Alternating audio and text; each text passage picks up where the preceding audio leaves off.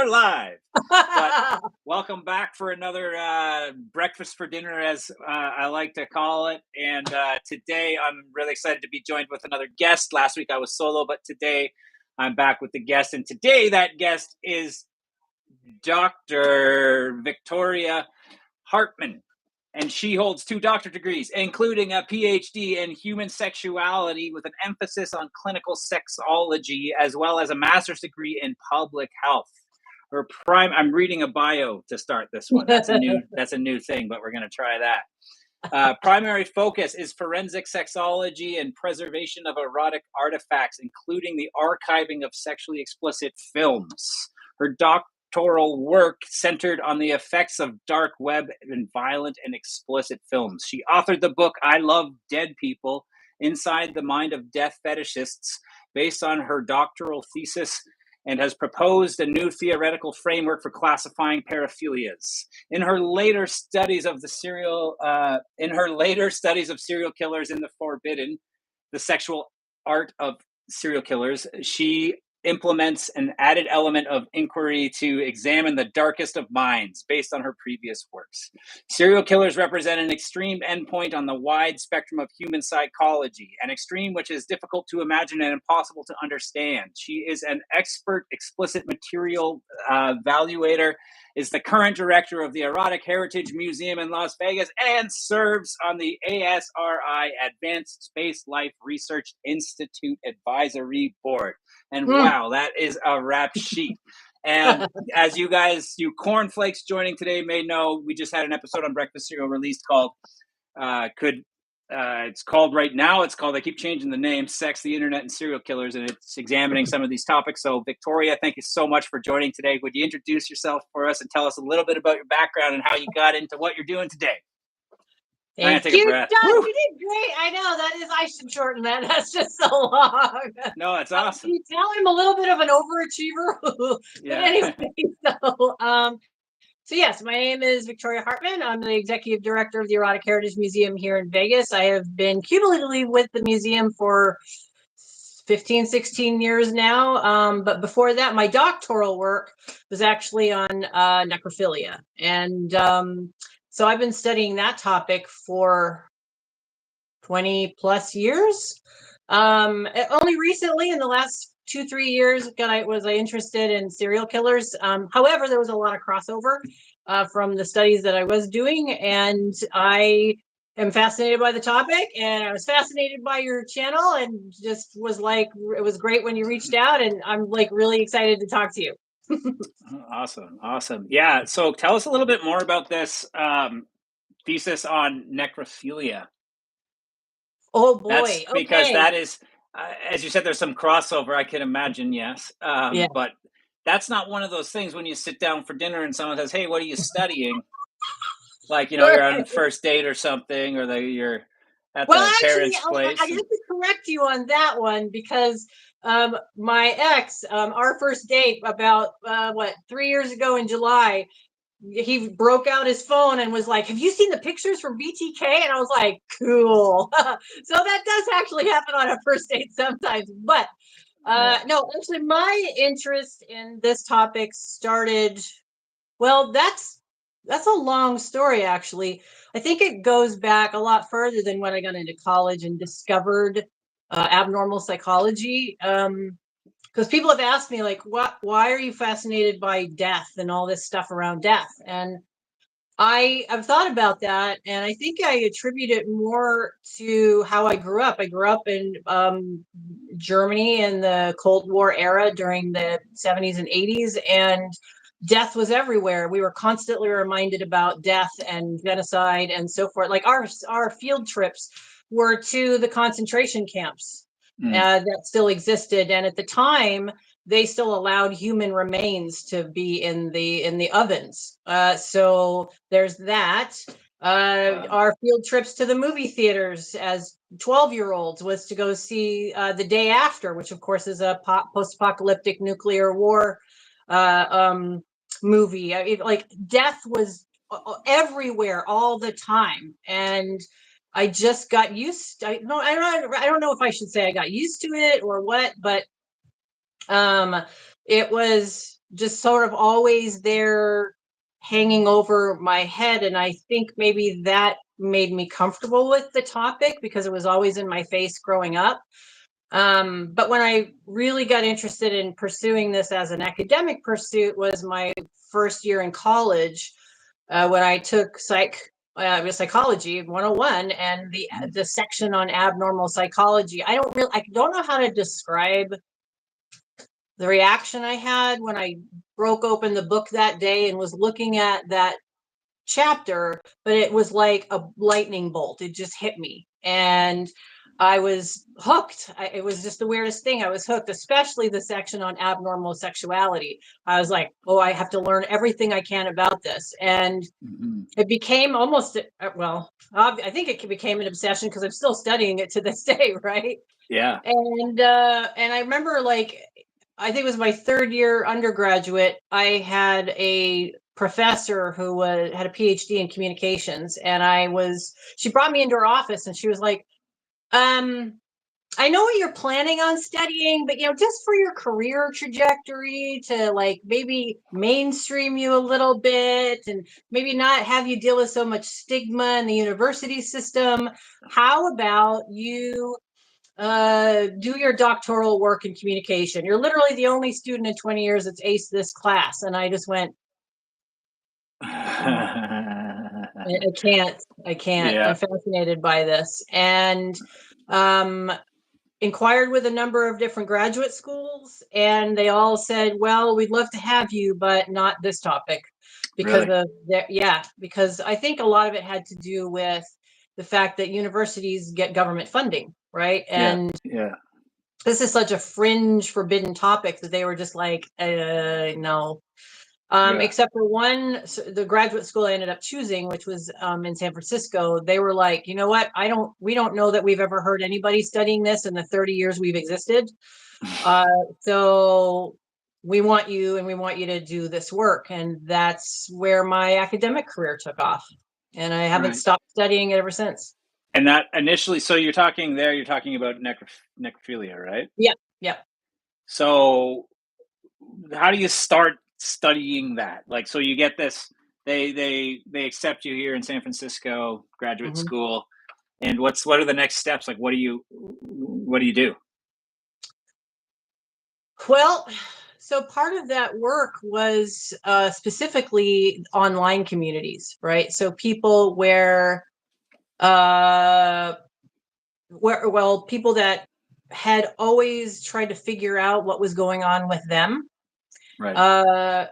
They were some of the early people who, when the internet came online and you could start searching for things like message boards that were BBSs at the time, they would try to find like what's wrong with you, right? Yeah, back then. And those people started to congregate in BBSs, and then these rudimentary mid 90s websites. Where people were still HTML programming and stuff, and had these very basic message boards, and found myself because this question I wanted to answer. Well, why did I want to study this? Because I wanted to find out whether or not this escalates. So ultimately, it was, wanting to study people who had this paraphilia and whether or not it progresses, right? And I had even sort of coined How do you progress from necrophilia, though? Like, I mean, I guess like from the idea of wanting to sleep with a dead body to right. killing someone to have that? Well, that's a really good question. So my curiosity was almost backwards. It was like, okay, I'm starting with necrophilia, and now I want to go backwards and find out whether or not it escalates, right? If someone says, well, I have this thing, and then they have to act it out more and more and more to the point where they get to the dead body, right? I see. Yeah. So like initially it's some sort of like if you wanted to use like Dahmer as an example, it's initially like wanting to just lay with somebody who was like his mannequin or whatever, like very kind of docile, and like you had control and blah blah blah blah blah blah, and then eventually he has to get to a point where he's, killing people because he wants them to be just there completely at his side, unable Yeah. to leave really, and blah blah Right. blah. So it's like it starts there and you tell yourself like that's all it is just like this like control thing. Yeah. And then but over time it escalates. It escalates. Right. Right. Right. And so, and a part of it was I was interested in criminal justice and forensics and trying to prevent crime. Right. So there was Right. that element too, is trying to identify these people before they acted out, before they actually committed a crime. And is there a way to do that? That's like So fucking minority a report morning like report. Yeah. Exactly. So but this like what combo thing. Yeah. And and then what's the goal though then like to try to find these people and then offer help because they well, haven't done at anything. first They it haven't was actually to done try anything yeah, wrong to yet. try to develop some kind of tool to identify them. Mm. Can you see them coming? What's available to, like, say, the FBI or whatever? What's available to them? Is there a way to anticipate this? My brain just went to sorry, my brain you said like a tool to identify them. My brain just went to like the carrot on a stick, like a fake dead person on like a fishing line that you can like kind of reel down the Yeah. see what you catch. But Yeah, like yeah, exactly. I know you mean something more so than that. But yeah. Yeah. Yeah. Trying to find something in a dark alley, right? Yeah, exactly. Yeah, so I that was the goal, is to try to figure out if there was a way to see criminals coming before they acted out, so to prevent someone being harmed. And I'm like, well, where would the seedling be? Where would that start? Mhm. And I found these online communities, and I'm like, maybe here. These people are online. They acting it out? Have they ever acted it out? What's going on with this? And What started are these to people? What are these people that are online at this point? What are they talking about amongst themselves at this point? If you're wondering to yourself, I Mhm. wonder if they've acted on this. What are they current at that point actually kind of talking about together? Fantasies. Fantasies. So they're like writing like stories and stuff, Yep. or Yeah, and like they're other writing people are writing the stories. story. Oh, that's a great story, kind of thing, and like That's yeah, yeah. They exchanged stories yeah, initially, and then as the internet got more sophisticated, they were taking their own personal pictures and uploading those. okay. Where like Uh-huh. role play photos of stuff like this and whatnot. Yep, yep. Yeah, Role play photos. Yeah, yeah, and from there, this cottage industry popped up of kinksters who loved this material. right. And it initially was centered around one particular website that used to be known as Necrobabes, and then other little ones popped up around it. Right. But So that was the central part, that central site where they all congregated initially.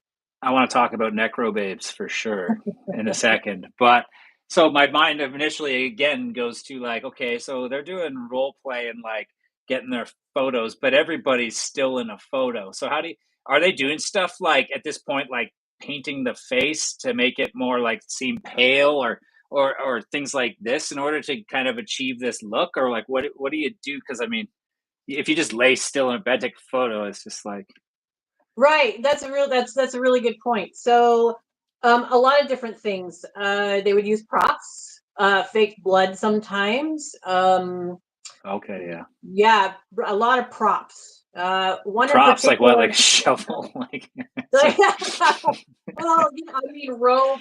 oh yeah, yeah, yeah. Nooses. Posing was incredibly important. Like, how do you So pose? Your eyes go up. Do they go down? Do their tongues hang out oh this way? yeah, Or their eyes tongues up. hang out that way? Okay. What way is Interesting. their neck fricked? All of this stuff. It got really specific. So it seems like in a lot of those cases too, the fantasy in that case involves that are they the ones responsible for the death as well in that case then? Well, here's what's really interesting, and that's something that some of my colleagues are trying to investigate or research, which actually, in which Dennis Rader is mentioned in some of their papers, which is who among them imagines themselves as the corpse or the victim. Okay. And they've coined initially a term called autonecrophilia. Okay. And BTK was actually mentioned in one of their papers as someone they suspect was an autonecrophile because of the pictures he took of himself. Okay. Right. See, now my theory based on my nothing. research that I did, BTK would be an anomaly because it seemed like most of the people who had this paraphilia, there's stages of the paraphilia too. There's ones where they don't harm someone. There's some where they murder someone. Like there's all these different categories within that category, right? And mostly it seems like men were the ones doing the act, and a lot of the women were the ones who imagine or fetishize themselves being at the receiving end as either the corpse or as the one who's being murdered. So interestingly enough, when I talked with the other clinical psychologist at one point, who's Dr. Rachel Tolles, she's on the tour of like that Psychology of Serial Killers tour. She had told me that often the case is that men flip their trauma. Oh. So like men are, if they're like, let's say like, that's why a lot of men will become the sadist instead of a masochist, because they flip the fact that they were abused and they flip it and want to inflict on others. Whereas women like relive it essentially and become more often a masochist rather than a sadist. Mm-hmm. Yeah. That's like statistically, that's a big thing apparently, which kind of makes sense, I guess. Yeah. That's interesting. I hadn't heard that. That's interesting. I'll have to look that up. Yeah, and then my theory on BTK, which is based on absolutely nothing, and I have no degrees and nothing hanging on my walls, but my theory was just that like he wasn't imagining necessarily himself, but that he was like, as I said in the video I just released, that he was making his own baloney. I was calling porn baloney in the video, so I didn't get demonetized. Yeah. But because he couldn't find the stuff that he wanted out there in the 70s. He couldn't find easily the type of material that he had in his head. Mm-hmm. He couldn't find that in existence. So he had just went out and made his own, how he imagined it, and put on these masks to look like, he put on masks and stuff too, right? Yeah. So to imagine himself, to be able to visualize it. And like, that was him making his own porn, essentially, I thought. But yes. Like I said, this is kind of a new thing, this idea of autonecrophilia, and it's rooted in this theory or hypothesis, I suppose, which is called erotic target errors, right? So as we mature, let me backtrack. I don't want to get too far away from serial killers, but in sexology, there's this discussion that's happening about all of us as human beings, that we have three pillars of what we call orientations. I'm a little iffy on using that word for that we have three orientations. Of course, our sexual orientation is one: gay, straight, bi, whatever, lesbian. Then we have our relational orientation: monogamous, non-monogamous, some variation thereof, monogamish, whatever. And then we have our erotic orientation, which is what are we into? And that part, that erotic orientation, quote unquote, can sometimes go awry. So if it's formed normally, it's an erotic target that is in line with what is considered normal. Okay. But when it's an error, so it's an erotic target error, it goes awry and it orients itself somewhere else. And what they're arguing is that in BTK's case, in Dennis Rader's case, is that if he is truly an autonecrophile, as well as all the other philes that he is, that's one of those errors where he inverted his desires back onto himself as well, right? So he has a number of errors going on here. And he's got a few errors. This is very hypothetical, right? As researchers, they're still discussing all of this. That's interesting. Yeah. It's interesting. Okay, so let's talk for a minute, before we get back into serial killers and stuff too, necro babes, which sounds like a cool 80s sticker that I would have. Like on a skateboard next to a picture of next to a Michelangelo of the Ninja Turtle sticker. Necro babes. Like I can just picture it neon. Like I hear like album, album cover. Like what would that look like? Yeah. So So this is what sprung out of all of those individuals trying to make sense of their fetish. Because like I said, a lot of these people that I talked to, there was 108 that responded to my survey, which was the first PhD that I did, and the second one I actually interviewed these people in person, right, or by email or whatever. And almost all of them said, well, when the internet first came to be, I immediately went online either from the age of 18, 19 on up and was what's wrong with me? Why am I like this? And so forth. Because they can distinctly remember their first notice of like having an experience where they had an arousal to something that would be considered socially completely unacceptable. yeah, Like one person he recounted that he did sort of this like cowboy and Indians thing with his aunt. And when he did Bang Bang You're Dead and she fell over on the couch, he remembers having a physical response for the first time. Yeah. And that locked itself into place from that point on. And he even remembers distinct things like the pantyhose she was wearing, things like that.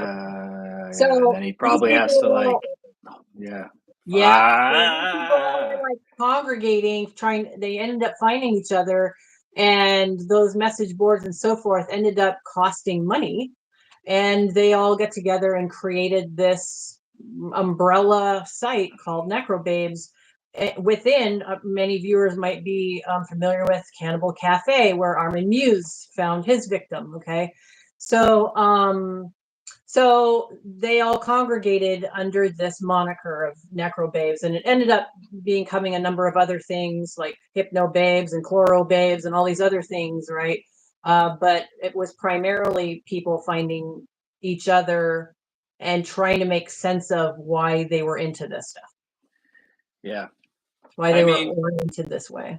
That whole story of the cowboy and Indian thing is terrifying. It's just like BTK again. He had a similar story of witnessing his mom when he was young. She's vacuuming, and she tripped, or she was reaching under the couch or something like that for something, and she got her ring stuck on something, and she was kind of struggling with this. That while laying down or whatever. And hey, that was enough for. And didn't he describe that experience in detail to the point where he mentioned something about her terror and how it affected him? Yeah, so that's what's scary. It's just like, I mean, there has to be like another something in somebody already, doesn't there? Like, that's my question, because like otherwise it seems so terrifying that you could just have like a seemingly, let's say, a normal child who just happens to witness something at the wrong time based on where their hormones are at or whatever it may be in puberty, and then all of a sudden those things kind of meld together. And then boom, you're like, all of a sudden I love feet, like, because I saw some, whatever, and then that's how you get a foot fetish. Like, it's a scary thought, sort of. I don't know, like it's that's bizarre. The thing is, as sexologists, those of us who are in this field specifically, we don't have the answers. There was get some. I went to a sexological conference years ago, over a decade ago, where I'd love to go to one of those. Some Finnish researchers they were looking for the genetic markers for transgenderism, and instead believed that they had found the genetic markers for paraphilias. And this was 10, 15 years ago. Now, I don't know if there was anything ever that was a follow-up to that. I mean, with something that significant, you have to like have research show that over and over and over and over again before you can actually define it as a theory, right?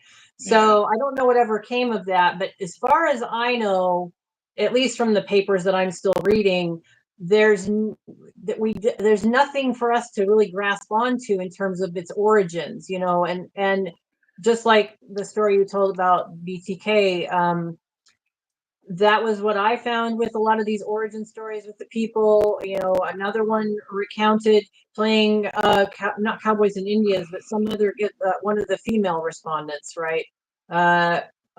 She was playing one of these kinds of, you know, Bang Bang You're Dead, and one of the boys, she was like 7 or 8, shot her with one of those like flimsy arrows. Yeah, You the know, suction cup and on it the hit end. her, and she fell over and laid on the ground, pretending to have this arrow in her. And from that point on, her fetish was an arrow to the stomach, and that's how it manifested itself. Someone else commented, another female respondent commented on, I don't know, cops and robbers or something, and like That's a there's big one of one. those collapsible knives being stuck in the belly button. And from that sprung an entire kink called belly butt, where the kink was specific to the belly button and the belly button being penetrated by whatever, right? Yeah. So where does this all start? These are the overlaps between people who are who have a fetish, like you pointed out in your episode, people who have a paraphilia, and then people like BTK. Like all of it has a similar origin story. Fetish, paraphilia, paraphilic disorder, or whatever, right?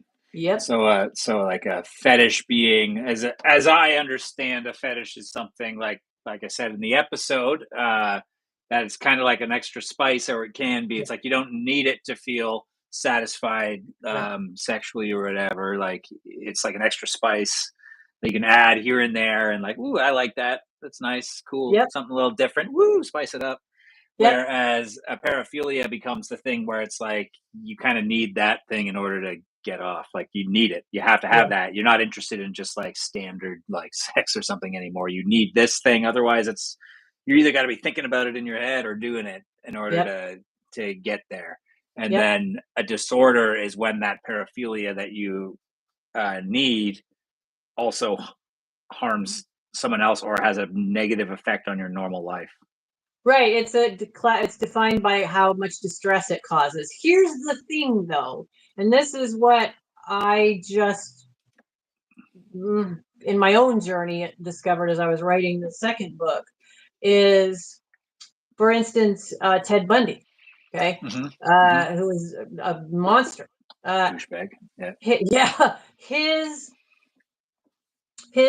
paraphilic disorder caused him zero distress. Zero. It was incarceration that caused him distress. And but it caused others. Like I said, in here, the people that I write about, I'd say maybe half had zero distress whatsoever in terms of their paraphilia or the paraphilic disorder. So how distress, if it causes distress to the what if it doesn't cause distress to the individual? Now what? How do you classify them now? I just read that if it caused other people as well, though, that then it was considered. And there's no debating that Bundy's paraphilia caused other people severe distress. Pretty much all of them, yeah. But I mean, you could argue that whether or not he thought it caused him distress and whether or not it did are two different things as well, because like it did definitely ruin his life. Yes. Right, like, and it took up all of his time. Like, he didn't have he couldn't hold down a normal job because he was off doing all like you know what I mean. Now like you have to start, just like you brought up with consent. You have to parse apart what that distress means to that person, right? Right. If is the paraphilia or paraphilic disorder causing distress, or is our external forces causing it? Joblessness, incarceration, etc. We have to parse that. We have to pull all of that apart. Right. Yeah. Like cheese strings. That's the challenge. Is how do you define their distress? Because if we're going to really make it about the paraphilia itself, then it has to be just about that paraphilic disorder, not about the external forces that are consequences of that paraphilic disorder. There's the rub of sexology, is those nuances. The rub. So you were saying I can't help it. You were saying too that these people were getting on there and kind of searching in the early days, right? Like in the mid 90s, like am I normal? Like blah blah blah. Blah, blah, a lot of them are like, am I going to hurt somebody? Like they were worried they were going to become serial killers. Yeah, they didn't know. Yeah, No. that's interesting. No. But like Yeah. that's part of what this episode. And like actually, let's take a second and say hello to a couple people here. We got Wednesday Monroe, OG. Hi Wednesday, thanks for joining. Hi Liv Creepy. I've seen. Thanks for the comments recently on the videos. Appreciate it. James, welcome as always. And Ralph, nice to see you. I haven't met you. Hopefully you subscribed. I don't know. I don't think we've chatted before on here. Hi, Ralph. I know Ralph. Oh, there we go, Ralph. So yeah, say hello if you're joining. I'm joined today by sexologist Dr. Victoria Hartmann. And we're talking kind of about around this episode that I released in the last week that's doing fairly well for the channel right now. The whole concept of the video that I released was whether or not some of these most notorious killers from the 70s who kind of have motivations based around sexual desire, whether or not we took some of those people and were able to transport them to today with easy access to some of this explicit material and online communities of people that share some of those kind of core interests, not to the extreme, but like to some extent, whether or not that could have had any sort of kind of effect on the dark path that these people eventually followed and acting out on some of these things, right? Because if you like, so my view on it was that that no, it probably wouldn't have made a difference, that these people would have escalated to this point regardless. But I'm also curious about is the fact that, like you had mentioned a few minutes ago, people searching this, like, you know, am I normal? Is this finding out for the first time in the 90s, like via the internet, that they're not alone in that thing, right? Like a foot fetish person or something searching, like, oh my God, like, because you know, if you're young like that, you would think like this isn't normal. You don't see it broadcasted anywhere back then at all, right? Nowadays, a little different, right? So, like, if you take a guy like that, are they able to search up like bondage and whatnot and blah blah blah and find some active partners and blah blah blah blah blah? Because the other question is like, in order for a guy like a BTK, this is going to be kind of maybe a little bit taboo to say, but like at where he was in the 70s and the way where he was in life, and where I'm not making excuses for the guy by any stretch, where he was with his family and all these things and blah blah blah, I feel like the only way he felt he could even take step one into his exploring that side of himself was to like go all the way and do this like terrible things. And like that the idea that you could maybe fake it with like role play it with a willing partner and stuff that would never have even maybe crossed someone's mind necessarily. And like, I don't know, it's like very disturbed to think, but I'm just talking out of my ass, but like no. I like winding conversations. They're actually very intellectually stimulating for me. Happy birthday, Wednesday. Sorry. So you're doing good, and I wanted to say hi to Marionette. Hi. So I that's a really good question or train of thought. So there are those that would argue, okay, well, it's complicated. Let's veer off for just a second. When you're talking about, let me stick with Nevada. Okay, we have legal houses of prostitution here. Okay, and the argument is, and some of the research shows that around areas where there's legalization, the rates of violent sexual assault goes down. Does that necessarily then mean you carry that forward and go, therefore we should send those who are prone to that kind of behavior into a brothel? No. Okay. So because we don't think that it'll satiate the urge to commit a non-consensual act against someone. Okay. Consent. Okay? That's because that's what they want, right? Is that the person doesn't have the consent. They don't want that person to have the consent. Yeah, exactly. Yeah. So I would argue that same idea applies to what you're suggesting, that someone like Ted Bundy, someone like BTK, for having a consensual partner maybe would work once or twice, but Yeah. given the level of compulsion that's there, I have serious doubts. Yeah. I don't think bologna and cheese are going to help. I just don't think any of those are going to help. I think the point is they want to have power and control, and they don't want that given up consensually. Yeah, for real. And Mhm. as long as they know in the back of their mind anywhere that this is play, then it's Yep. not enough. So I even think if it was a negotiated CNC, still wouldn't Yeah. be enough. It still wouldn't be CNC, for enough. anyone who doesn't know, is consensual non-consent, and I talked about that in the episode. It's a thing. You did. It's a thing. Yep. It's a thing. It's a thing. You should, if you haven't seen the episode yet, you should head over to the channel and watch it. Not in the middle of the live, but you should check it out. I talk about a lot of these things that we talked about from a place of like, I'm not an expert, but like I tried to do my research, and I was basically there to ask the questions and pose the questions and not really give a bunch of answers. Right. Just the things that I thought were kind of interesting to think about. Right. And I call it bologna and cheese. That's why she made that comment. So I don't get, shut That was down good. on the Well, and YouTube. let me throw you another curveball.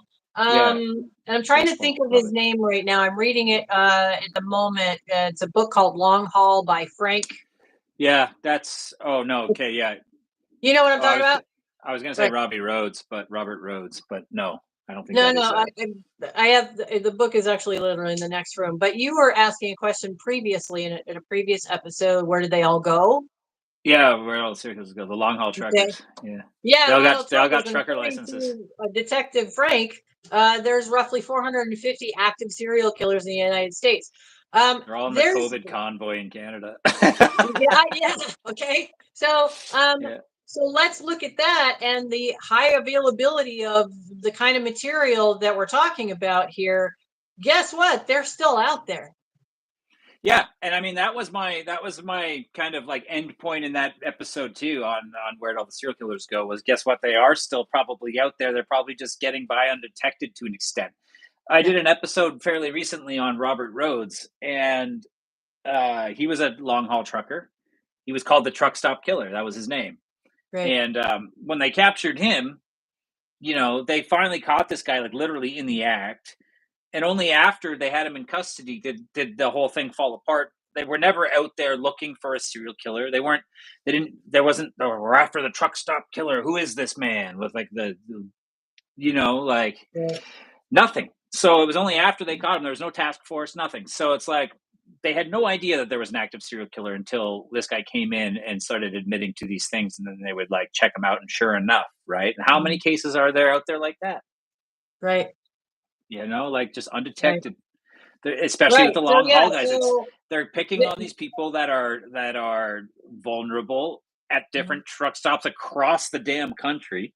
Yep. Right. So like they already have a hard enough time often kind of identifying serial killers, because often there isn't a link necessarily between victims and stuff like that. Right. So it's hard to like say, unless the MO is weird and they're leaving like, like, I don't know, a KFC bucket on each person's head as a calling card or something. Like, oh, it's the KFC killer. But like, when they're not doing that, like it can be hard for them to identify. So how many are out there like that? Probably a lot. Yeah. Right. And so the internet, bologna and cheese ain't doing nothing to stop that. Yeah, absolutely not. Yeah, and that's where I land in this episode too. Like I try to remain kind of impartial, like to an extent, like when I'm making the video, because the point of me doing the video in another way too is to try to drum up like some conversation down in the comments and stuff like this, and blah blah blah blah blah. No, these are absolutely valid questions, and actually. I definitely develop while I'm writing it. Usually, I develop my own personal I'm like, yeah, no, like I come to an understanding in my own brain about how I think about it, but I usually kind of keep that out of it. And like I give off like, I think at the end of this episode, I did say like, I think are they too far gone? Are they beyond help? Is there no circumstances in which these people don't eventually act on their dark desires? And that's me basically saying like, I don't think so. I think they do. Yeah. Well, I mean, if you want to carry that actually further than that, then of course you can ask the question, if this material is not enough for people like this, is it a gateway? And I would argue, I don't think so. I don't think it's a gateway. I said I it was think in the episode, I think. Oh, was it? Gateway Okay, drug. yeah. I think that these Or folks maybe it was. are oriented this way. They're predisposed towards this behavior, and being exposed to that kind of like violent material, which has, you know, been largely what I've studied my entire career, is like dark web, violent adult material. And I don't think that is a gateway any more than it is satisfying to them to stop them. Yeah. So, and then you can harken it back to BTK. He certainly didn't need online stuff to do what he did. No, absolutely not. What I ended up saying, I think, in mine was like, if I took Dahmer as an example, and I said he started out with the fantasies, because I compared it to a drug, like the urge to do these things, right? And even if they, you know, that's why the FBI says that a serial killer has what they call a cooling down period. In between, cooling off period. So they have a kill and then they're okay, like take a shower, and then it starts to build up again, because it's like a half-life, right? Like you have a cigarette and you fix your nicotine for a second, but the half-life of nicotine goes away and then it starts building back up, and then you need another cigarette and they need another kill. And I said with Dahmer, it was like he started off with just these fantasies about this jogger initially, and my example of the gateway for him was the mannequin. He gets himself a mannequin. The mannequin was like this gateway drug that they warn you about in elementary school. Like, ooh, marijuana is a gateway drug. You start smoking marijuana, next thing you know, you're going to do heroin, right? Yeah. It's like, for him, it was like the someone who has experimented with marijuana, it never led me to heroin, but okay. Yeah, me too. But like the mannequin for him was that his gateway, right? He was like, oh, I kind of like this, but eventually the mannequin wasn't enough, so he had to escalate, and then he starts drugging guys at bars and bringing them home and just laying with them drugged. He hasn't killed anybody, right? And that works for a while. For a while, that's okay. Oh, yeah, right. And then eventually you need something stronger, and then we all know what happened, right? Yeah, and right? I think, and then they're chasing that, and then they're just chasing that high after that. Yeah, they want the thrill of that same first kill. They want it again and again and again, but it's never the same. And then they start to get sloppy, and then they get caught. In Dennis Rader's case, his escalation wasn't as obvious, but if you look at Ted Bundy, like he had this like style, and then he just went berserker, kind of like Richard Ramirez, where he just went off the rails. So even with that, like they're chasing that dragon, and it doesn't last. Right. Yeah. It's and eventually they just self-destruct. But you know what was interesting, though, the contrast to that is BTK went on this long hiatus. Yes. Which makes them interesting, right? And so the question, and I actually, this was that was the genesis of this second book, is how did he do that? I mean, just stop. Here's a question too, though. Are they positive that he actually did? Like, isn't it the question they're asking right now? Like, apparently he's very unwell. He's in ill health, and now there's some kind of assumption that he might have other bodies out there that they haven't, pinpointed to him yet. But that was after his active period. Yeah, I think but they're still asking that right now. The ones that they're looking at now, though, were still back then for the most part. Okay. Like, but shortly thereafter or something, because he went on a stretch from something like 78 to 91 or something like that. I think it was without anything. Yeah. Or even longer, actually, maybe. I can't remember. So there's the other thing. Like, how many do we know went on a spree and then just stopped for whatever? And you see this in any kind of like compulsive behavior, where, just like you said, it has a half-life, and what happens if some of them decide to go into some kind of form of sobriety? Yeah, it's like going to AA. Or something. Like, he found something, like, there was that show. How did BTK abstain? I want to know that. How did he? There's some theories that part of it was that he got a job in which he could exercise authority, where he was like, He had a job where he was working at that time in kind of like bylaw. He was going around being like, yeah.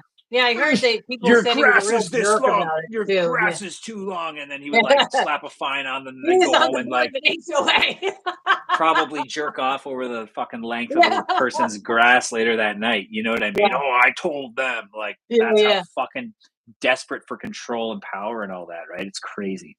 Oh, yeah.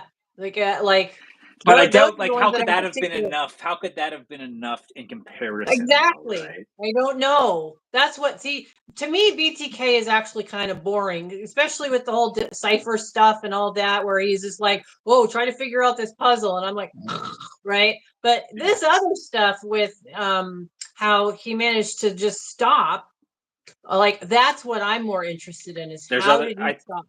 I think I've heard other theories about like the fact that his own child became of age sort of around that time.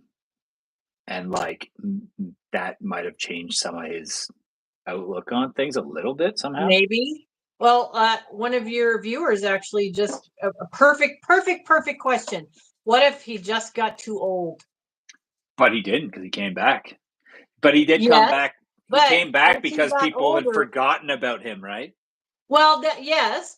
The The question newspaper did that it. I think makes a good point is what happens if someone hasn't gotten caught, but now they're too weak to overpower someone else, so they just stop. Sure. What if they get a chronic illness, like a I'm sure severe there's one? tons. I'm sure there's tons of like, let's say serial killers or whatever that age out and Yep, like they age out. never get caught. And could you imagine just getting away with that their whole Yeah. lives? And then like they're Well, and then probably I on have their to ask deathbed. They're myself, probably sitting there. BTK was interesting because he was kind of doing his backyard. But what about someone who travels to another country and travels to an area where do they care about another random dead? I mean, if we're talking about how serial killers target sex workers, what if you go to a country where sex workers don't matter? Yeah. And what if it's not an actual murder? What if it looks like an accidental overdose? Yeah. There's see all the variables here that are possible. Yeah. Wednesday says, "Do you think they ever tried to be good, and that's why they stop?" You know what? It sounds you laughed at the end of that, but I bet you to an extent, yes, they probably do go like they probably at some point they try, but they don't succeed. But they're like, I shouldn't be doing this. I shouldn't be doing this. Like I have a kid, or I blah blah blah, or whatever, and but the urge is overpowers it, right? Because it's not like any of them don't know it's wrong. And not all of them, like, and we talk about it every week on these lives. The scary thing is this compartmentalization that a guy like the BTK again could be considered by his own child to be a good dad all the way growing up. Right. Right. Yeah, well, I So mean, it's like there they is have this a side of I'm them not that is able to comparing. do that. Right. I'm not terrifying. comparing what the depiction was that they just had on White Lotus 3, where Sam Rockwell gave this monologue about that was a great monologue. That was it was great. It was, and I'm very familiar with the paraphilia he's referring to, but I'm not an expert at all, so I'm not going to address that. And I am not comparing serial killers to that at all whatsoever. That being said, that level of compulsion, okay, that Sam Rockwell was kind of talking about, and now he's like, nope, I'm not going to do it. It's not right. It's ruining me. It's ruining my life. And he even said, he goes, being sober is not that hard, but boy, I sure do miss bleep, right? Well, what if that is the same? What if that same thing is possible with someone who has taken lives for sexual reasons? Yeah. Yep. This is, and that like scene to me is one of the best ways Zodiac. One of the best ways to represent how complicated sexuality is. Yeah. Right. I mean, look at Zodiac. Like, I mean, there's theories out Zodiac, right? Did he get caught doing something else, and is incarcerated, and that's why he stopped? He got put in jail for something else. And did he die, or did he just stop? Right, and or I think she for that matter. Sorry, not to be. Yeah. I mean, when I was doing the most recent book, I can't stop coffee either, Miranda. a list of like unsolved serial murders, and there were tons of them. Oh, I know. Where are all of those guys or girls, or where are those people that committed where are they? Are they the ones that just stopped? Are they the ones that tried to reform? Like, yeah. you know, One of the theories that's come up a lot too on like where did all the serial killers go video that I did. mhm, One of the most common things down in the comments eventually is a good point too, though, was that with the advances in forensics, a lot of the would-be serial killers are caught after one or two before they have an attempt, before they are able to fully like come into themselves, if you will. possible, You know, possible. as far as serial killers are concerned, but like from yeah, Hmm. it's Yeah. well, Gary Ridgway. He was a sexually motivated serial killer for sure, and he did a Hmm. lot of the killing of sex workers in other countries Hmm. Hmm. for sure, and he got away with it for a long time. And then Yeah. but his all came back from his mom too. His what? He is from his mom. He wanted to sleep with his mom. Okay. That's a whole other, okay. Yeah. I'm Yeah. working on a video for that called "Messed Up Mothers" for Mother's Day. So yeah, For Mother's Day. Oh my God. yeah, and then "Fucked Up Fathers" for Father's Day. I love it. I love it. Today I was driving around shooting this thing I showed you. I showed you a clipping of Yeah. it. I'm not going to say what it was. I was Yeah, driving I'm sure around. the secrecy. I'll take it to my grave. I was driving around with that thing in my hand going, it's on the video. I'm going to put it in the episode. I think I'm just like, sometimes I just catch myself. What am I doing? You know? Like you said, the things you find in, abandoned fields and dark forests. Yeah. Yeah. Yeah. But yeah, I It's mean, complicated. There is no answer. And it's that's why people individual like too, me right? keep writing books, Yeah. right? Yeah. And my focus, well, like this most recent book was more about trying to sort of refine this classification tool. I'm not the only one who's written theoretical papers on classification systems. There's other scholars that have specifically to this topic. The hardest part about it is trying to get it published. The status quo on how we define serial killers, how we define academic journals are just as prone to this as any other. Is they don't want to change the status quo. So getting theoretical papers is really hard to get them published. It's almost impossible, right? So I continue to refine this. But my focus has been, especially with the museum as sort of this crossover, is the erotic art that serial killers produce, which they do. Yeah. Now, Catherine Ramsland has actually talked about the art of serial killers, and I think you just had a guest on not recently who has a collection, right, of Yeah. art from serial. Okay, From just death row people. Yeah. yeah. But serial killers also produce erotic art, and they're, from someone like I looked at some of the artwork that was done by Daniel Siebert, which was stunningly gorgeous and extremely explicit, which if you looked at his art, you would never guess that he was this terrible, horrible creature, because a Yeah. lot of it had like themes of female empowerment and lesbianism and all this other kind of stuff with female strong warriors. And I'm like, where that came from him? And then you have Yeah. Issei Sagawa, the cannibal, the cannibal necrophile, who was like, oh, he was so predictable. If you anything that he produced had everything to do with what he ended up doing, right? So it was. So And then you that's my have angle is look at analyzing this art from a psychological and sexological lens. And then you So got John Wayne Gacy just painting Snow White and the Seven no. Dwarfs all the time. What the fuck? I know, and a lot of people don't know this. Now, I was at the Museum of Death in New Orleans, where they had one of Gacy's No. pieces, and I'm like, wait a minute, doesn't Zach Baggins have this same thing in Vegas at his haunted museum? And the curator, or not one of the curators, but one of the docents, was like, oh, not only did Gacy produce the same thing over and over again, but he had other inmates copying it for the purposes of selling money. So there's like 3,000 of these identical pieces of like the head one that he did. Yeah. He had like he had like people doing replicas in the inside.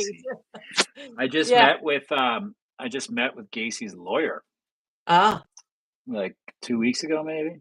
right. We're working on something, which should be Nice. good. Yeah. Yeah, it'll be Yeah. interesting. Yep. I get back. Yeah, I remember reading that Gacy did that. Yeah. Okay. Yeah. So at Yeah. the end of the day, we don't know. Yeah, it's like The scary thing is that line between someone who has, and I'm not trying to like stigmatize anybody, okay? I always thought that line was super far, right? There's fetish, paraphilia, and disorder, okay? yeah. But at least in that line is very, very, very gray. Okay. It only takes, I don't know, opportunity, compulsion, whatever, one time crossing from paraphilia over. And that line is not very big. And that's what changed my perspective because I was super stuck on, oh, no. Kinksters and fetish over here and over here. No, that line is so thin. Yeah. Scary. Yeah. What are the most well in the episode, yeah, sadism and mask BDSM is like number one pretty much, right? Common. Yep. Generally, there's a comorbidity of sadomasochism or sadism. Yeah, sadism. Sadism is Comorbidity, right? So Dennis Rader would have multiple comorbidities. Okay, so we assume he's an autonecrophiliac. Then he's got a number of paraphilias, and those are comorbid, right? So they coexist. So he has a number of them, and sadism generally is a comorbidity that goes along with a lot of these sex crimes. right. Yeah, but not all of them have mental illness. There's another twist, right? Not every serial killer has a mental illness. Not every serial killer has a personality disorder. Oh, great! Now we've thrown more into that mix. Okay. So keep going. The work continues. Like I've always wanted to, that motivation is still, what can I offer criminal justice and those who work in forensics to help prevent this? And I've already, especially at my age now, I've already come to terms with the fact that I will be unsuccessful. Yeah, isn't it? And that's okay. Very, as long as you because don't give up. I think like the people that are probably most at risk for this kind of things are the people that are the most quiet about it. Right? So how like they're not going to go and they're not going to bring it up and talk to somebody about it, right? Like so how do you that was the whole point, that those people who went online, they couldn't tell. How do you tell? Like it's one, like think about this, that you're a kid in the 60s and you realize you have a same-sex attraction. Okay? Yeah. Those people couldn't go to mom and dad and say, I don't understand, right? Now think about the kid who he played Bang Bang You're Dead with his aunt and got a physical reaction from his aunt falling over pretending to be dead. Now, who are you going to go tell about that? Yeah. Right. Not to mention there are reporting requirements and so forth. Because and so I talked about this in the episode too, right? Like I used BTK as my episode. Like when you said, who are you going to go and tell about that? And like, I was talking about him in the sense that like, but in this case too, with this Cowboys and Indians thing, shame, right? Like if you're that kid, if you're that kid and that happens to you and you realize that happens to you, you probably, I would imagine, feel a great sense of shame. Yes. Because you don't think it's normal. Right. It's kind of not. It's not. But like, you're like, what's wrong with me? I can't say this to anybody. It's not blah, blah, blah. I'm super embarrassed and shameful that I could feel that way and blah, blah, blah. So they just bury it down. And like kind of let it boil in secret over years and years and years. And well, it's like some do that. Yeah, I would guess that maybe someone like now. Well, I don't want to overstep here. I'm still researching Ed Gein, but I get the impression there are some who don't have. Again, coming back to, there's no distress for them at all. There's that variable again, right? We can't make generalizations because these people are also different.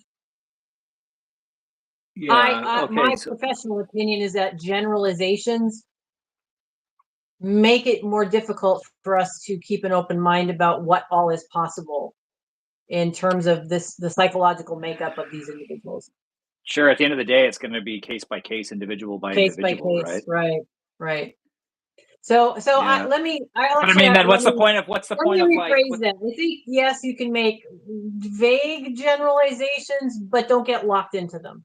Are don't get most of locked in them yet? like, is there a sadism element to it? Yes, but not always. Is a necrophilia element to it? Yes, but not always. Are they seeking to commit an act of murder in order to gain sexual excitement? Yes, but not always, right? It's always Yeah. this caveat. Yes, but yeah. Yes, but. Yes, but Mhm. yeah, because it's also like it's it's. I forget what I was going to say. Somebody made a comment and it threw me. Shit. Anyways, yeah, yes, but oh yeah, because I was gonna say because then what would be the point of even like profiling? Like Right. when they came out with like serial killers often have this, Yeah. that, and the other thing, right? Yeah. And so there's certain things that you can say that often yes, Often, like with yes. serial killers, often it's there's some Yeah. form of abuse and What we like to use often in hurting academia of is animals, blah blah most blah blah blah likely, blah. less likely. Yeah. Right. Yeah, Yeah. yeah, It's a fascinating field. Now that I've sort of taken that plunge, I don't know. The standard sexology and researching like your average, fetishist, I don't think is going to be a satisfying endeavor for me anymore. mm, These criminal minds are fascinating. In another life, I might have pursued worked with the FBI or someone in another, because it's just fascinating. yeah. The more I do for this channel, the more I wonder what I could have other avenues I could have taken as well Mhm. to an extent sometimes because the stuff Yeah, that interests me and whatnot. And I'm like, should I go to school for something? right. I'm too old. Yeah. I have no interest in going back to college. I did too many years of it. I've got 5 degrees, 2 doctorates, 2 master's. I'm like, academia is just not something I'm interested in anymore. But I do ask myself, like, if there was an opportunity to come up to leave sexology, or not to leave sexology as a field, but to expand into a different one that was centered around forensics and criminal justice, I probably would jump at the chance. But I'm so Yeah, late career now that I don't know that I'd get an opportunity to do that. I'm always open yeah, to it, but yeah. So yeah. yeah, Jumping out better for a late than second. never, I guess. Yeah, Chad, if you're asking me, the dog's name is Fred. But yeah, my dog. Oh, and my Um, dog's name is Falcor. Falcor, do you want to say hi? Fred's Come Fred's Fred's been there for every single one of my lives. He's just very quiet. Hey, here. Frederick. That's Falcor. Yep. Huh. I know. I have a question. So you Sure. mentioned that this is from somebody, James Herbert. I have a question. So you mentioned that you had a site for necrophiliacs that you looked at for your book. Have there been other sites that you have come across that are for different types? Well, You were talking more Necrobabes about isn't Cannibal so Cafe and whatnot. Necrobabes isn't around anymore. That was What defunct about their many, many years. stickers? Are there stickers still around? I want a Right. decal for my car. I know, right? I have to make a new Slap it on the bumper. Big. URL, right? Get on a Um, surfboard. uh, Yeah. the, um, yeah, Necrobabes. websites, no. Well, it's more congregation spaces, like message boards, but they're so obscure that you have to find them via like an IP address and these kinds of things. So they're more oriented, they're more present now, uh, deeper on the web than they used to be. What's the deal with sites like FetLife? Well, I mean, FetLife is a fetish site where you try to meet other people with similar fetishes. So I would say those are more in the realm of fetish kink than they are serial killers.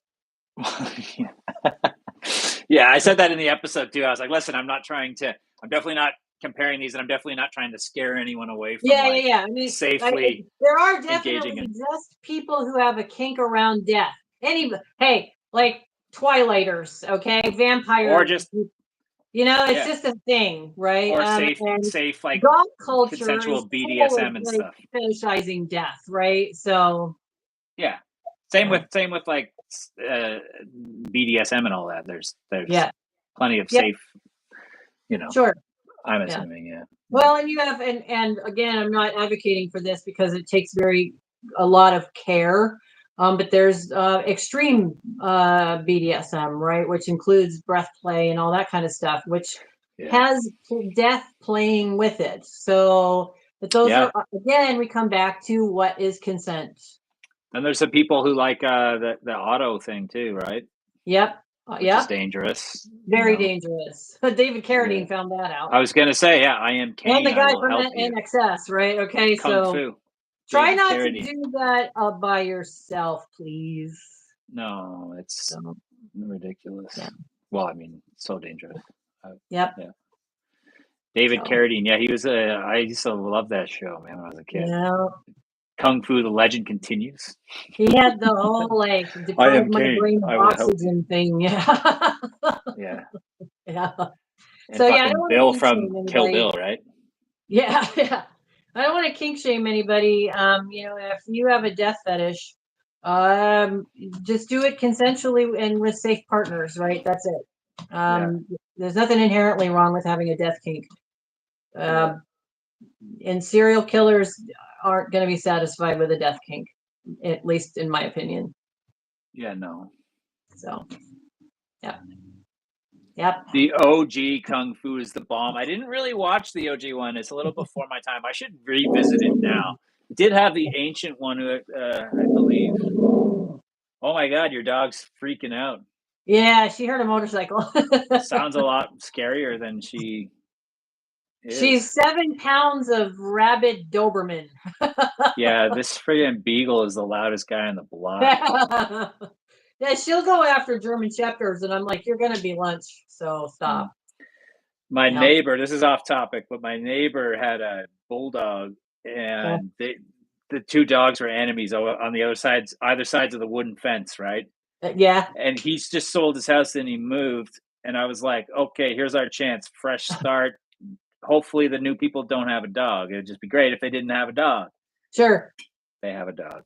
Oh, no. Come on. Yeah. They hate each other already. So oh no. I keep saying we should take our dog over soon and introduce them and let them kind of get to know each other. Maybe they won't be going nuts at each other on the other side of the fence for the next 10 years or whatever. Yeah, but who knows? Yeah. Well, folks, we're getting towards the end today. I thought that was my stomach growling, says Wednesday. What do you guys want to know? Stomach growling, actually. Pop some questions down there for us.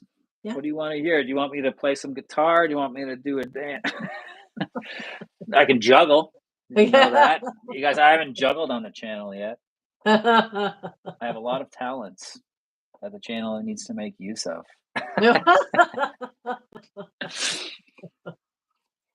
I would show you my vulva puppet, but I don't want you to get demonetized. I keep trying to think of how to. I have seriously, I do have a puppet. Yeah, I'm not. No, not what you're thinking. It's actually a puppet. It's right there. So what? You speak with it if it's a puppet? No, actually, what you do is you show lady bits and you use it to educate. Oh, see, I just had one of those. Not a similar thing that I had to buy for an episode that I'm working on. But I'm not going to go into any more detail than that. But I would juggle, Miranda. I just don't have anything to juggle here right now. Somebody said juggle, and I was like, oh, okay, I got a baseball, a thing of pins, and I don't know, a screwdriver in my desk. But yeah.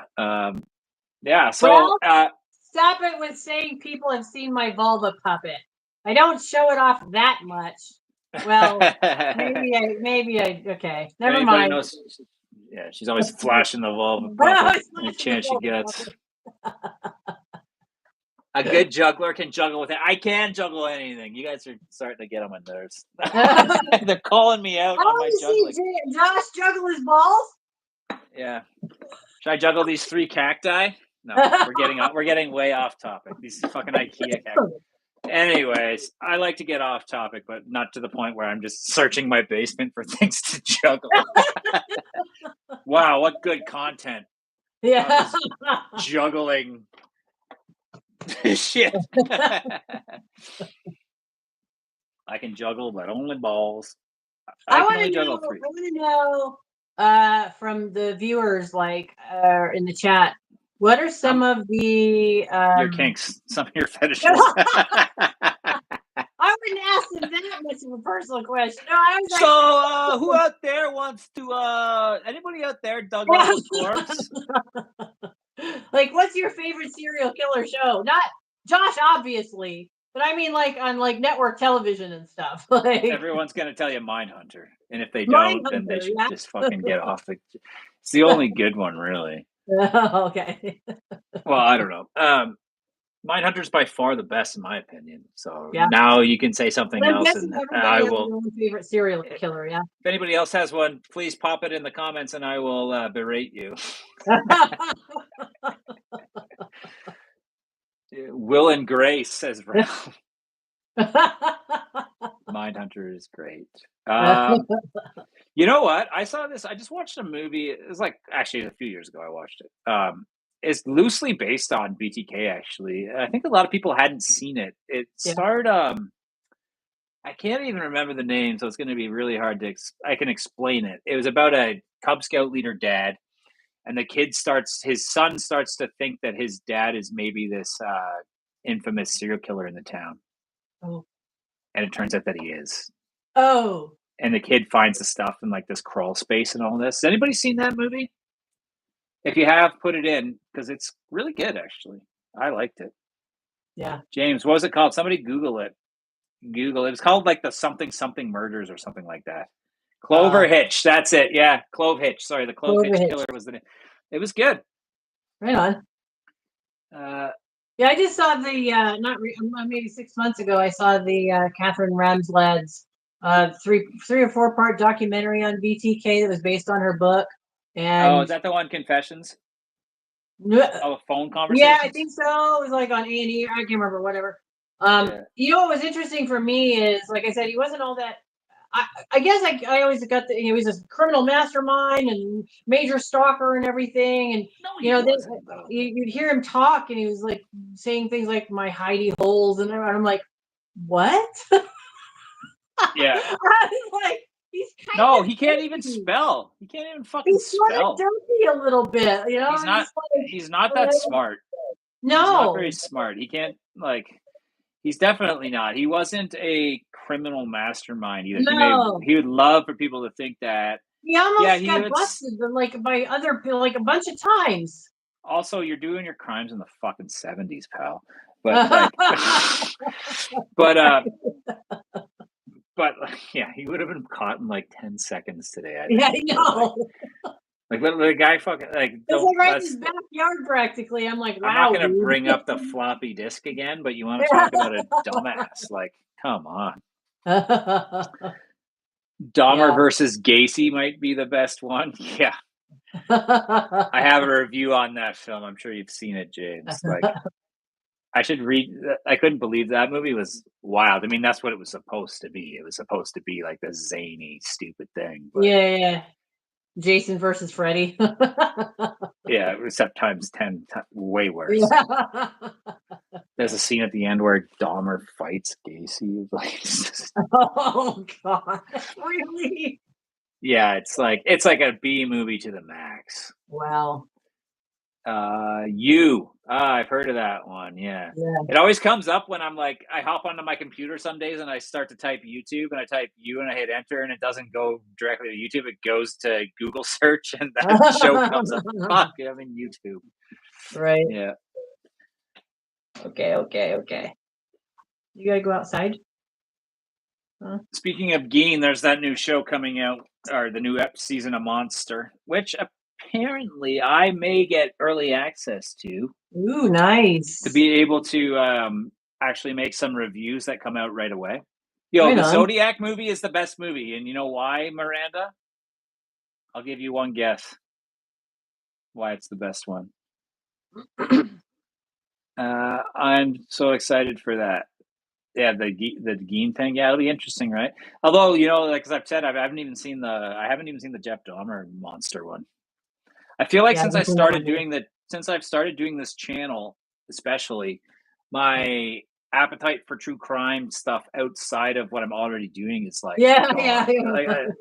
I'm editing like so much, right? These episodes take me Yeah. so long. Yeah, my guilty pleasure is horror video games. That's Horror video games. horror video games, yeah. Yeah, I wish there was. You know who I reached out to try to do a collab with? Mm. Does anybody remember the AVGN, the Angry Video Game Nerd? No. He's Is not he that the one far that away. used to do the rage quitting? He plays old video games and gets really mad. Oh, He's been I around just since remember one that like they would rage forever. quit all the time. Yeah, I don't know. He's been around forever, but like I'm trying to get him. I wish there was like actual serial killer video games, but there really aren't. No one's No. ever really made like a Dahmer video game. No. They have like some the cemetery. There's a lot of cemetery and Yeah. morgue stuff, the morgue assistant stuff like that, but not a serial killer. No. Yeah, I'm sure there could be like some like when some people would take like an already existing game and just kind of reskin it Yeah, and call it the ET game or whatever.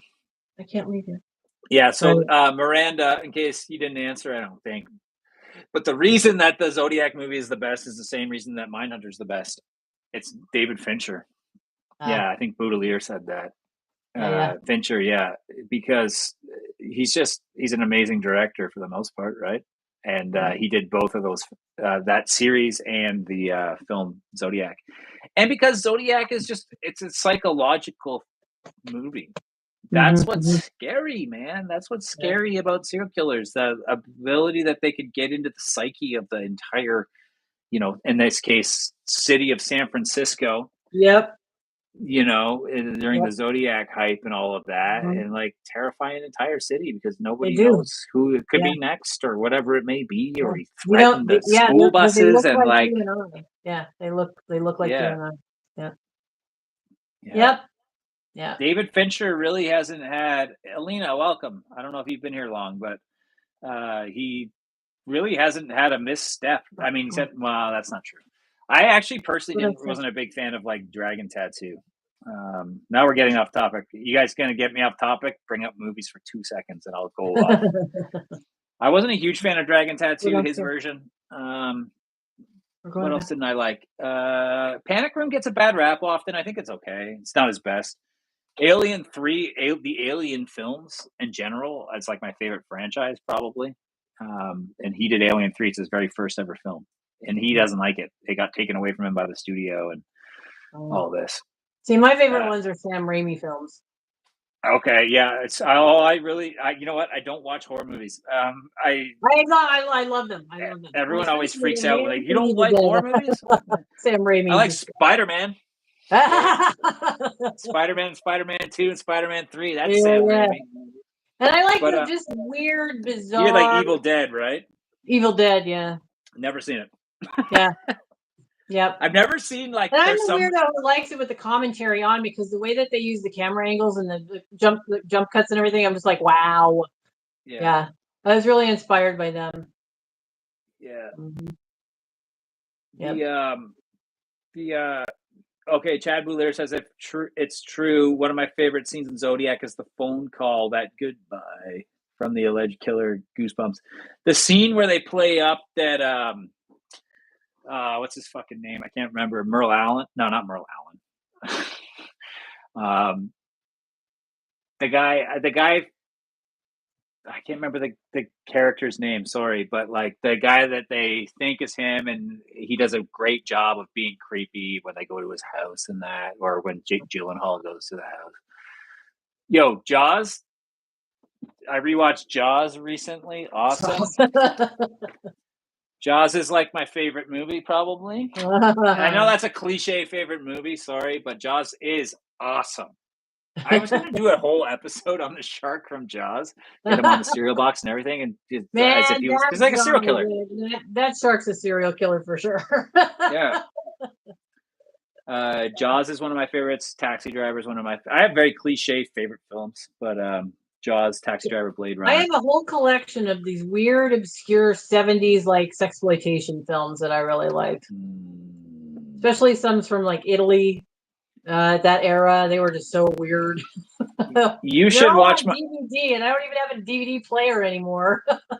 Yeah, you should watch my episode on John Holmes. Of course. That's a good one. I need to. RoboCop. I'd buy that for $1.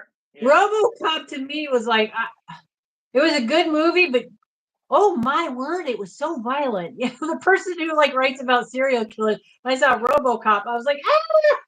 Hey, you know what? Speaking of Zodiac, that scene in Zodiac when he goes and he stabs the couple laying on the picnic blanket.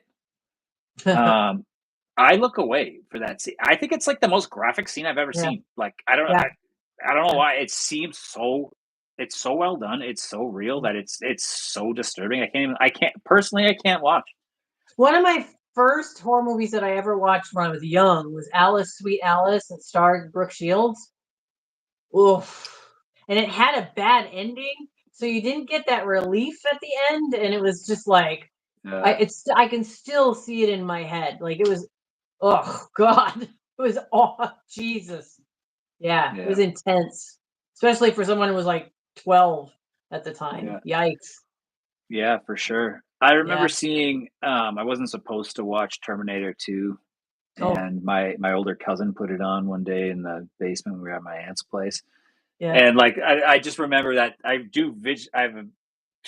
through the milk carton T1000, turns his arm into a knife, stabs the stepdad through the milk carton through the mouth, at the back of the head into the wall. Yeah, it's okay, John.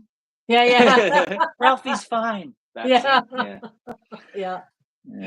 Not a true story, but I had to look away during Midsummer. I haven't seen it.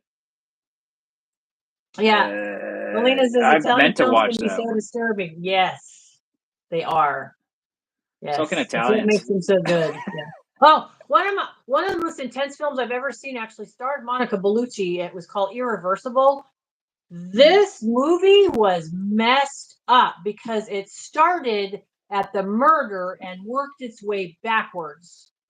Oh, interesting. Was it fucking okay? What's that movie and the again? Visuals were just, it was like being on crack cocaine. I don't know how this movie maker did it, but oof. Yeah. He had different tattoos on his body to remind him. What was that again? Memento.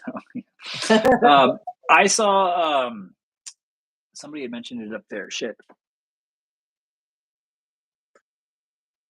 Whatever. Can't remember. Memento, yeah. I'm back. Quick nap. Oh, you're back for the end here. We're just wrapping up. We're off topic now. We're just been talking about kind of like movies, yeah.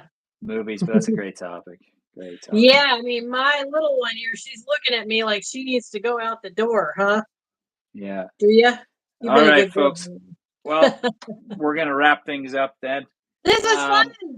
Yeah, it was a lot of fun. I hope everybody enjoyed tonight's Thank you for being so brave. Huh? I said, thank you for being so brave. A lot of people will not touch this topic. Oh, yeah. I mean, I'm just stupid, I think. Yeah. But I hope everybody had a chance to check out this past episode that I released on this kind of topic. It's still there. It's got the Dahmer thumbnail right now and the Pornhub logo. You should check it out if you haven't. Drop a comment on the video. It's doing pretty well for the channel. I'd love to see it keep going. And if you don't follow Dr. Hartmann yet, where can they find you? So I'm not posting as much as I used to, but I have my YouTube channel called Sex Nerd podcast. Although I'm focusing right now, so at the museum we just acquired a hearse, and his name is Benny, and he's been wrapped. He's got a whole like thing going on, and I'm actually doing episodes for him on his story. So I'm not doing a lot of like my normal stuff. But you can find me there. And the necrobabe's fucking the back of the hearse. yeah. That's on the agenda. Sorry. That's Oh, on the agenda. Okay. It's not. We're filming something like that, but it's going to be more Cenobites oriented. There's going to be Cenobites in that hearse. Okay. And ones that are like naked Cenobites. So there's that. I'm always going to go that direction. Just the way it is with me. Okay. So yeah, necrobabes. And just I do a lot of stuff on social media, on the museum, and I have an Instagram, and it's Sex Nerd Pod. That's where I do most of my posting. Somebody's asking what museum. I missed the beginning. Museum. So the museum is this museum here. It's called the Erotic Heritage Museum. It's in Las Vegas. We are the world's largest sex museum. And it is really a museum. We have artifacts that date all the way back to 1500 BCE. We have the coolest art, I think. We have a gallery that's dedicated to the Royal Father and Son team. Of course, you know them from Heavy Metal magazine. So if you're ever in Vegas, come to the museum. Royal Father and Son team. They are a father and son team. Yeah, they are. Louis Royal, of course, was the dad, and he was primarily featured in Heavy Metal magazine, and now his son Romulo does it too. Okay. Yeah, the one in Amsterdam we're actually affiliated with. We have they were part of the Erotic Museum Consortium, and so they're a friend of ours. So yeah, go to them too. But when you're in Vegas, come see us at the museum. There's a lot of cool stuff, and I'm totally biased, so I'll tell on myself. There you go. Right. And Wednesday says have some bologna and cheese. So yeah, everybody have a bologna and cheese sandwich. Time for bologna, cheese, and white bread. I'm alone tonight, so I guess it's just bologna. All right, folks. Okay. Thanks for tuning in. Thank you so much, John. It's been like an incredible pleasure to get to know you. Seriously. Thanks. It's been fun, and I hope that we have an opportunity to work together on one of my regular videos soon. We'll figure something out because it would be great. Anytime. It'd be great. I love it. Thank you. Okay, folks, get over to the channel. Seriously. Give us those likes before we get out of here, and we'll talk to you guys soon. And stay tuned to the channel. I've got some new stuff coming out. Not this weekend, but next weekend, another new video. That's another big one for me. So fingers crossed. All right. Take care, everybody, and good night. See you guys later. Bye-bye.